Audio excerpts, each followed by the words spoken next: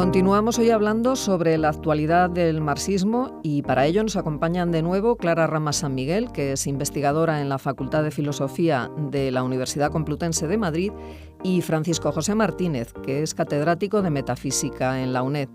Con ellos nos acercaremos al pensamiento de Marx y de otros autores cercanos a él durante los próximos minutos.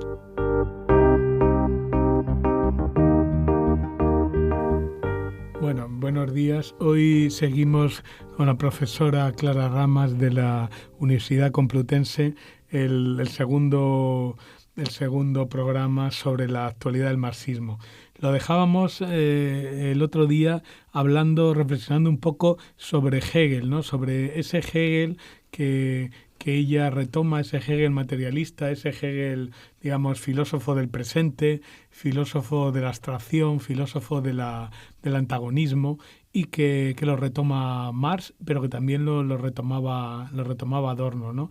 Entonces, bueno, tú, ¿qué relevancia le das, ¿no? al Hegel, y justamente además esa lectura de Hegel materialista que rompe un poco con la tradición clásica de tipo idealista, lo que aludías, sí, ¿no? El filósofo de la reconciliación, de la Versehnung, sí, en fin, del idealismo absoluto en última instancia, ¿no? Sí, buenos días. Seguimos un poco comentando este tema. Efectivamente, es exactamente lo que has dicho.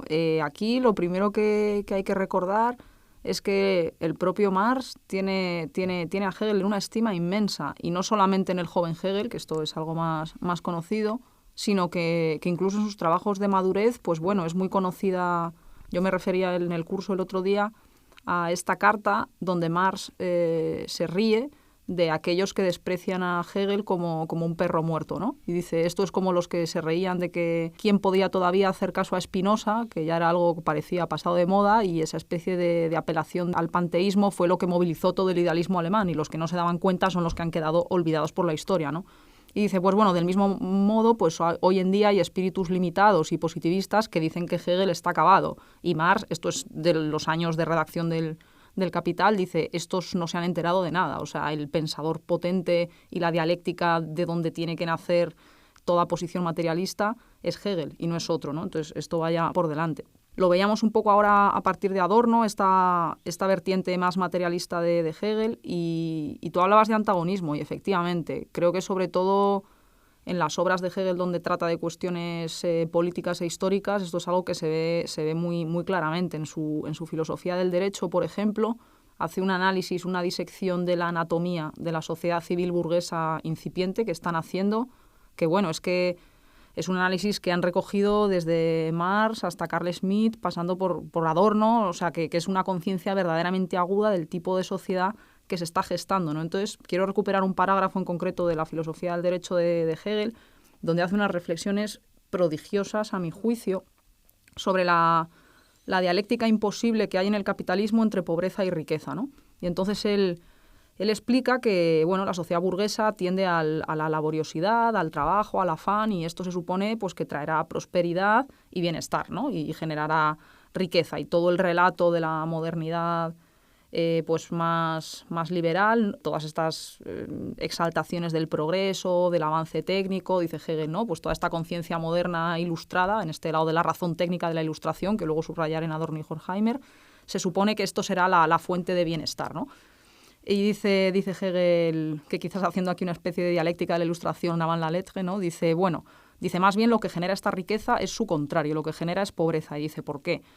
Dice, pues porque mientras que por un lado, y esto es que es pura lucha de clases, mientras que por un lado genera una clase que cada vez se encumbra más y se enriquece, lo hace a costa de generar otra clase que él lo llama plebe, de gente desocupada, ¿no? Lo que más luego llamaría el lumpen proletariado. Dice que es estructuralmente incapaz de alcanzar el bienestar mínimo personal y moral y económico para subsistir. Dice, y esta producción de por un polo, el polo de riqueza por un lado y por otro lado un polo de pobreza extrema, dice, es la condición misma para que esa riqueza se siga generando. O sea, adelanta de esta manera Hegel la noción de paro estructural que analiza Marx, ese ejército de reserva, ¿no?, del capital, donde mantener a una población permanentemente en paro permite coaccionar al resto de población trabajadora bajando sus salarios, ¿no? Y Hegel está mostrando esta dialéctica y dice, el problema, dice, de esto, además de generar la pobreza material que genera, dice, es que impide a un sector de la población el acceso, y dice, a la dignidad jurídica más básica, al honor o al sentimiento de dignidad humana, ¿no? Entonces, o sea, esto ya no es solo un problema económico de que haya gente que es pobre, dice Hegel, lo peor es que hay gente que se siente sin derechos, que se siente ultrajada, pisoteada.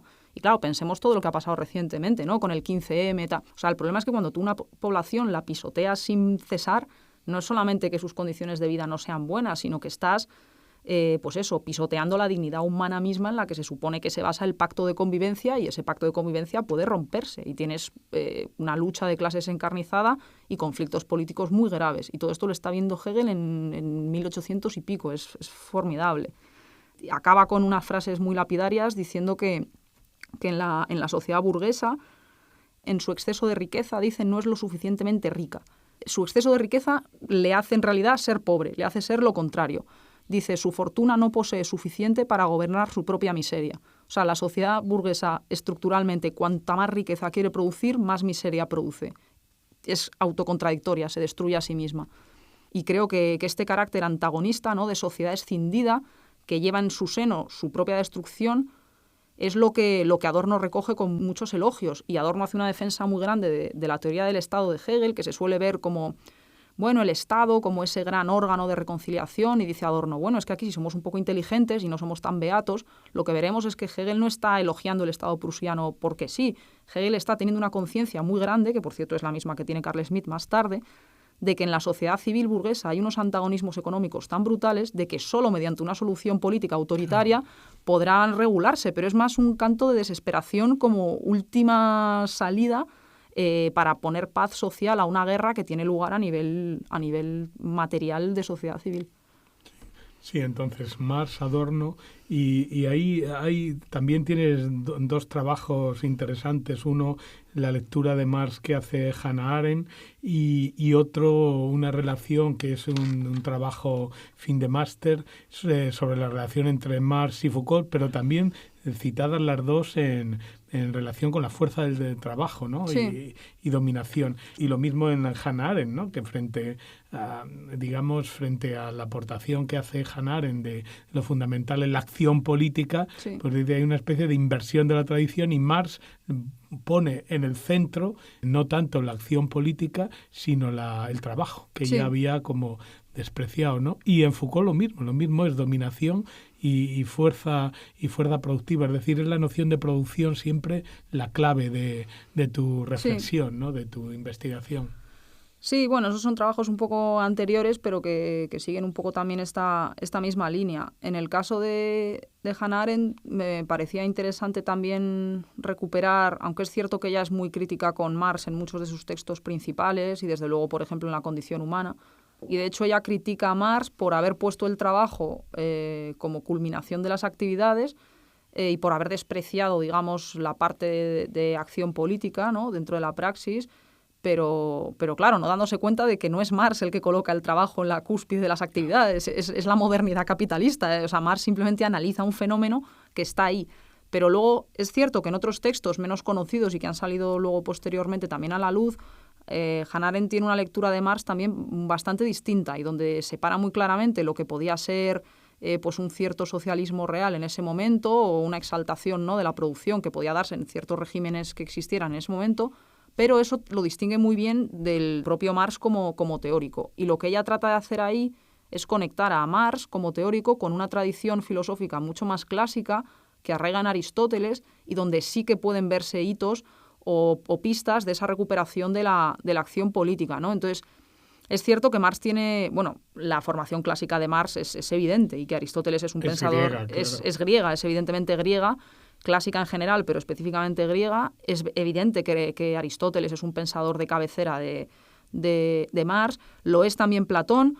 De hecho, hay una cita, por ejemplo, en el Capital a Platón, a la República, cuando Platón habla de la división social que tiene que haber del trabajo, y Marx irónicamente lo compara con la división del trabajo que hay en las fábricas. Y dice, bueno, por lo menos Platón dejaba que hubiera gente que se ocupara de ser guerreros, de ser guardianes o de ser políticos. Dice, en la fábrica nadie se ocupa de nada más que de poner en marcha las máquinas. Y hace un poco esa contraposición entre una sociedad que regula su producción para un bien mayor, que es la vida en común y la vida política, y una sociedad como la capitalista, donde esa vida en común y política ha quedado totalmente anulada y lo único que se busca mediante la división social del trabajo es regular la propia reproducción del capital. Y también en esta famosa cita que está al final del Capital sobre el reino de la necesidad y el reino de la libertad, es algo muy griego. O sea, Marx está diciendo, y Hannah Arendt también, hay que gestionar el trabajo y la necesidad para que las necesidades básicas queden cubiertas, porque eso es lo que nos hace esclavos de algún modo, es lo que nos hace seres meramente biológicos, que igual que los animales pues tenemos que reproducirnos y comer, pero la vida propiamente humana, los griegos sabían que empieza más allá. Por eso había esclavos, o sea, porque los esclavos son los que se ocupan de las tareas no libres del ser humano, que es comer, reproducirse, la producción material, o las mujeres encerradas en casa, que por aquel entonces no se consideran seres humanos, sino, junto con los esclavos, las que reproducen toda esta parte esclava y no libre y no humana. Pero la libertad para el hombre griego empieza cuando uno ha satisfecho esas necesidades y puede dedicarse libremente a una praxis distinta, política, artística o lo que sea. Y esto en Marx está, o sea, todo el trabajo del Capital a lo que va encaminado es a liberar un espacio donde el ser humano pueda regular su praxis bajo otros parámetros que no sean los del trabajo. Y Marx lo dice, una vez superada la organización material del trabajo, comienza el reino de la libertad, pero solo después. O sea, mientras el trabajo expropie toda nuestra vida, no estamos entrando en ese reino de libertad. Y creo que aquí Marx recoge intuiciones griegas muy potentes y que ahí Hannah Arendt tiene razón. Sí, y el otro autor al que le dedicas el trabajo fin de máster es Foucault, pero también con los dos sentidos, ¿no? La importancia de la fuerza de trabajo y de la dominación. Y lo mismo también esa especie de... Porque a veces aquí se introdujo, en aquel momento también se introdujo Foucault en clave antimarxista, por la necesidad de marketing y tal, ¿no? Pero claro, ahí el propio Foucault se reía mucho de eso. Dice, yo hay muchas citas marxistas que no pongo las comillas. Lo que pasa es que no pongo las comillas, ¿no? Entonces, ¿qué lectura haces tú de la lectura que hace Foucault de Marx? Sí, yo intenté, de hecho el lapsus es bueno porque intenté hacer un poco las dos cosas. Claro. Intenté en una primera parte del trabajo, claro, en un diálogo un poco en espejo, o sea, contar lo que Foucault pudo decir de Marx y hasta qué punto le sigue y hasta qué punto no, pero también traté de reconstruir qué podría decirse desde la posición de Marx a Foucault, ¿no? Y hacer una crítica a un cierto Foucault, no a todo él, desde las posiciones de Marx. Entonces, en la primera parte, cuando uno desbroza un poco también Foucault muchas veces escribe en términos muy polémicos y muy coyunturales, ¿no? O sea, tiene declaraciones, tiene desde ensayos o monografías hasta entrevistas o panfletos políticos. Es un autor que interviene políticamente. Entonces creo que hay que separar un poco también, cuando él habla de Marx o de marxismo, también las circunstancias históricas que le llevan a hablar del modo en que habla, ¿no? Entonces, una vez hecho ese trabajo, creo que en Foucault sí que hay una crítica muy grande a ese cierto marxismo pues vulgar y ortodoxo, ¿no? de aquellos años, un poco más dogmático, más economicista quizás, y a ese marxismo sí que creo que hay una crítica importante en Foucault, pero luego creo que hay una recuperación de Marx muy importante en Foucault que no siempre es explícita, como tú has dicho. O sea, si uno lee textos de los 70 de Foucault, Vigilar y Castigar y otros textos similares sobre el poder, la microfísica del poder de los años 70, en realidad se ve que la base del análisis es completamente marxista y que está citando muchas veces, diciéndolo, pero otras sin decirlo, textos del Capital. La idea un poco clave con la que yo articulaba todo esto era la constitución de la fuerza productiva. Entonces, Foucault considera, bueno, el poder del que él quiere hablar, ¿no? Que es un poder disciplinario, que ya no opera jurídicamente sobre sujetos jurídicos, sino sobre los cuerpos, ¿no? Sobre la raíz misma de los movimientos, los gestos de los individuos. Y lo hace a través pues, de toda esta red de instituciones, ¿no? La fábrica, el taller, la escuela, todo esto que cuenta en Vigilar y Castigar. Y creo que ahí la influencia de Marx es muy grande porque la fuerza de trabajo, digamos, no es dócil de entrada. El ser humano no es una máquina de entrada de producción. Entonces hay toda una serie de mecanismos disciplinarios que operan en los lugares de trabajo y que hacen apta a esa fuerza de trabajo para su utilización rentable. Entonces creo que Marx está anticipando esta idea de disciplina de Foucault y está en el Capital cuando habla de la fábrica, ¿no? De cómo el trabajo en cadena, la cooperación, la división del trabajo, la utilización de máquinas, todo eso está configurando los movimientos del obrero, su forma de conducirse, el hecho de hacer movimientos repetitivos, simétricos, se generan fuerzas de trabajo que él llama sociales porque se hacen mediante la cooperación de obreros, pero que su fin no es un producto social autónomo, sino un producto que luego va a ser expropiado, ¿no? que es el capital. Entonces está esta idea de que la fuerza de trabajo no nace, no es una potencia biológica que está ahí y punto, cosa que Hannah Arendt creo que sí que cae en este error, sino que es un producto O sea, dice Foucault que hay una cierta técnica en la modernidad que ya no produce productos, sino que produce fuerzas operativas, fuerzas de trabajo, fuerzas útiles, produce soldados, produce trabajadores, produce alumnos de escuela.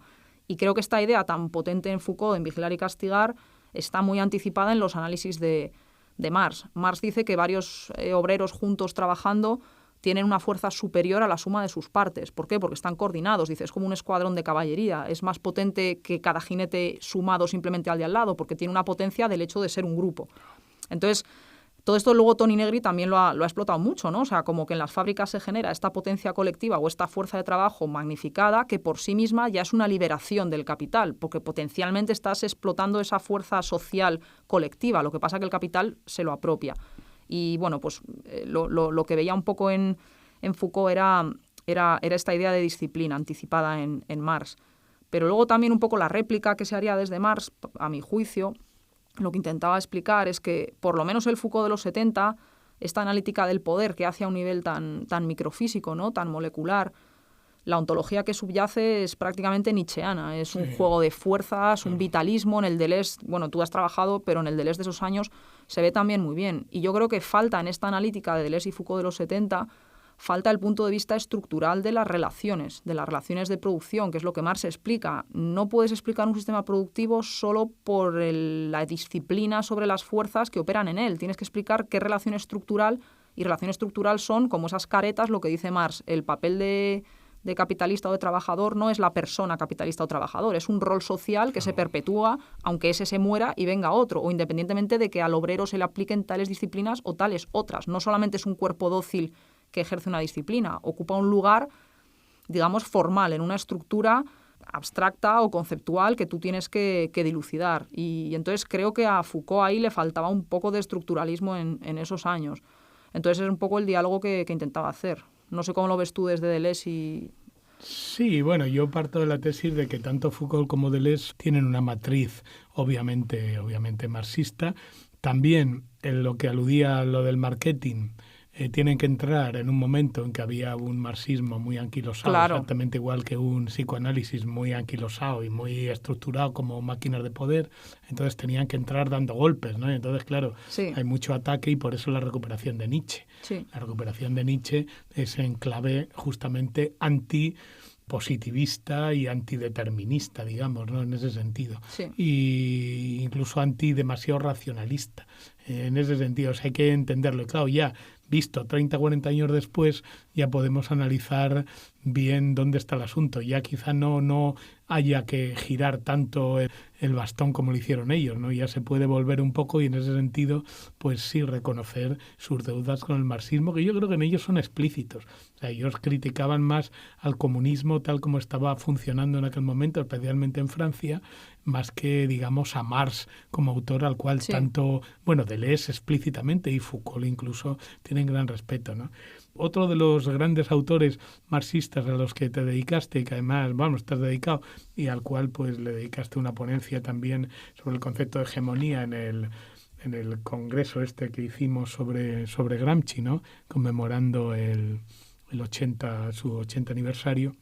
Y claro, además también otra vez lo mismo, ¿no? Porque esa es una recuperación de Gramsci no puramente filológica, sino también dentro de un momento político muy importante, ¿no? Y ahí tú veías primero la oposición entre Estado-aparato, el Estado y la sociedad civil, y luego la noción de comunidad nacional popular, ¿no? Entonces, ¿tú cómo crees que no solamente por los 80 años, sino que Gramsci aún nos tiene que decir muchas cosas en la actualidad y qué tendría que decir en relación con estos temas, ¿no? El problema de la sociedad civil, la comunidad nacional popular, el concepto clave de hegemonía, claro, que es la clave fundamental de todo, ¿no?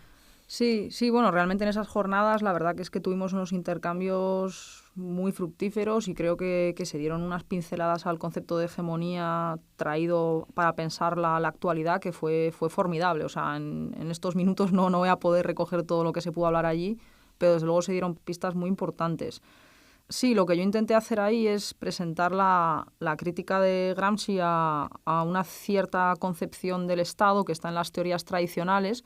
Ahí coinciden un cierto liberalismo con un cierto marxismo tradicional, que reducen el Estado a una especie de máquina de gestión o de aparato jurídico, ¿no? Pero Foucault dice lo mismo. Foucault dice exactamente Crítica lo mismo. Contra el marxismo Sí. y el liberalismo clásicos. De hecho, la ponencia empezaba con la síntesis que hace Deleuze de la teoría marxista del Estado a la que Foucault se opone, o sea, los postulados del Estado que Foucault critica, o sea, desde otros presupuestos, pero tanto Foucault como Gramsci se están oponiendo a esa misma teoría del Estado como aparato de dominación de clase, aparato jurídico, de fuerza y tal. Entonces, Gramsci, como tú has dicho, propone frente a eso dos ideas fuertes. Por un lado, la idea de sociedad civil, que está bebiendo de Hegel, pero espléndidamente. O sea, aquí otros autores también que estaban allí, la gente que trabaja con Spy-Mars, creo que lo dejaron clarísimo, toda la raigambre hegeliana que tiene Gramsci. Y es, como digo, la idea de sociedad civil y, por otro lado, esta idea de comunidad nacional popular. Entonces, la noción de hegemonía, que es un poco el hilo que permite vincular las dos cosas, tendría como varios puntos. Y el primero de ellos, que creo que nos permite plantear también un poco la actualidad de ello, es la idea de Gramsci de que el que tiene la hegemonía es aquel grupo que, de algún modo, siendo un grupo particular, logra encarnar el interés general de la sociedad. Logra encarnar un universal en un particular. Entonces, bueno, Laclau ha explicado esto también desde su lectura de Gramsci, pero creo que esto es algo que no se reduce a esta especie de lectura posmoderna que ha podido hacer este autor u otros, sino que recoge una idea que está en la filosofía política moderna desde bien atrás y en los teóricos del poder constituyente, ¿no? O sea, esta idea de que hegemonía social tendrá aquel que logre presentar su parte como el todo, ¿no? Esto, que es lo que hizo primero la burguesía. Que es lo que hizo la burguesía. Entonces, esta idea de Marx de que el proletariado, bueno, esto Zizek también le ha sacado mucha punta, el proletariado es la única clase que por no tener una parte concreta, por ser una cierta nada, podrá lograr ser el todo. Esta idea nace de Marx, pero está incluso anterior. Yo últimamente que estoy leyendo bastante a Sieyès, que, bueno, claro, un autor de la Revolución Francesa, no te esperas que vaya la cosa tan atrás. Pero él lo deja meridianamente claro. Él dice, vamos a ver, o sea, aquí hay un grupo de privilegiados, que les llama así, ¿no? De particulares, que su interés es y no puede ser otra cosa que particular. Es una clase social que vive de imponer su interés particular a las demás. Y luego hay otra, que es lo que él llama en ese momento el tercer estado, que agrupa también, aparte de la burguesía, pero en ese momento agrupa a grupos sociales muy distintos. Y dice Sieyès, y esto que yo llamo el tercer estado es la clase universal. Es aquella clase que podrá encarnar el interés general de toda la nación, ¿no? Entonces él dice, solamente cuando la nación se defina como un todo y expulse aquella parte que solo persigue sus intereses particulares, solo entonces podremos tener un régimen político, digamos, libre. Y esta idea, en cierto modo, la recupera Gramsci. Claro, Sieyès en este momento no está viendo que, desde luego, la burguesía va a convertirse en esa otra clase que va a ser esa parte que expropia la totalidad de la nación y que, a la vez, esa nación o ese pueblo va a oponerse después, evidentemente, a las élites de la burguesía financiera, industrial, etcétera. O sea, evidentemente aquí la dialéctica histórica sigue para adelante. Pero me parecía interesante esta idea de Gramsci, donde lo universal significa también definir el campo de batalla. O sea, Gramsci también hace mucho hincapié en que lograr la hegemonía es aislar también los núcleos de verdad del adversario. Él lo llama así. O sea, cuando tú tienes la hegemonía, estás obligando incluso que el que está en contra de ti tiene que aceptar tu manera de hablar o puede verse identificado con algunas de las cosas que dices. Sí, que marcas, como dicen ahora, la agenda. Claro, que tú marcas la agenda política. Claro. Aunque tengan que enfrentarse a ti, van a utilizar tus términos en la discusión. Y claro, eso, por toda la renacer que está habiendo ahora de discusión política, la centralidad de los medios de comunicación, pues claro, esta idea de Gramsci es de actualidad absoluta. Y la noción de la comunidad nacional popular, ¿cómo se articula eso actualmente? ¿Cómo se puede Claro, recuperar? aquí salió un poco el debate, que también con Jaime Pastor, que estaba en la mesa, y luego he estado hablando con él también un poco más adelante, nos hemos cruzado algún correo. Yo creo que aquí está un poco el gran dilema. O sea, para Gramsci está muy claro que, aunque el dominio del capital sea internacional y finalmente la lucha contra el capital en algún sentido tiene que ser internacional, ya que su dominio es global, Gramsci deja muy claro que esa dimensión internacional no puede ensombrecer el hecho de que el arraigo de la lucha en un primer momento es nacional y que hay particularidades nacionales, y no puede dejarse esto de lado de ninguna manera. Entonces, él dice que quien intente pasar por encima de esto pues se verá abocado simplemente al fracaso histórico. Entonces, anteponer a un sistema de dominación global de mercado pues una especie de ilusión jurídica internacional, a Gramsci le parece un despropósito absoluto y creo que esto tiene actualidad. Entonces, cuando Gramsci habla de comunidad nacional popular, habla de un pueblo organizado que genera sus símbolos o sus referentes universales en forma de nación. Y nación, además, en sentido clásico, o sea, nación en sentido de identidad que comparte unas metas comunes. Evidentemente, Gramsci no es ningún esencialista, no está pensando que eso se determine por una esencia ni territorial, ni étnica, ni lingüística. O sea, eso puede articularse de muchas maneras distintas, pero la cuestión es que se genere de algún modo una unidad de gente que quiera jugar su destino en común de alguna manera, ¿no? Entonces, claro, creo que políticamente, lo estamos viendo en la Unión Europea actualmente, tenemos un poco estas dos dinámicas y falta un poco, yo creo, el punto intermedio. Por un lado, hay repliegues nacionalistas que intentan huir de las imposiciones de ese capital financiero y tal. Tenemos el Brexit, teníamos la opción en Francia, pero desde una salida que no va a ser capaz de oponer una fuerza a un sistema que es global, pero por otro lado hay apelaciones a una especie de universalidad cosmopolita que tampoco ofrecen garantías reales a la población de arraigo, de derechos sociales, de núcleos de identidad que ellos necesiten para definirse políticamente.